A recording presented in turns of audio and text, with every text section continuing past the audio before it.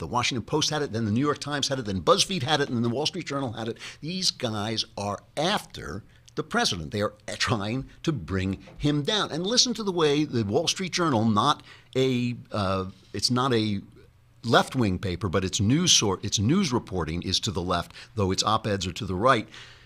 Here's the way they said this. This was the latest in a string of controversy, all stemming from investigations into Mr. Trump's associates and presidential campaign over ties to Russia.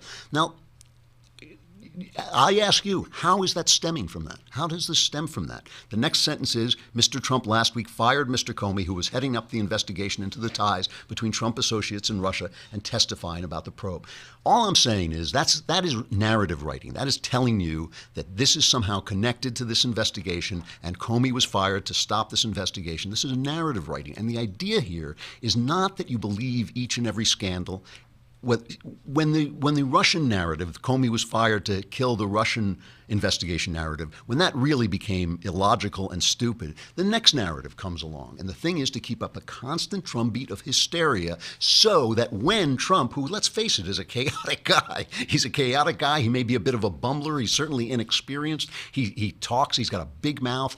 So when he really does something wrong, right, when he really makes a mistake, and as every president does, the atmosphere will be like leaked gas, and it'll be like a spark going off, and it'll blow up. That's the point. That's what they did to George W. Bush with Hurricane Katrina. It was one fake non-scandal scandal after another, and then when he did make some mistakes during Hurricane Katrina, although all the reporting about Katrina and what was happening in New Orleans, it all turned out to be ridiculous and false.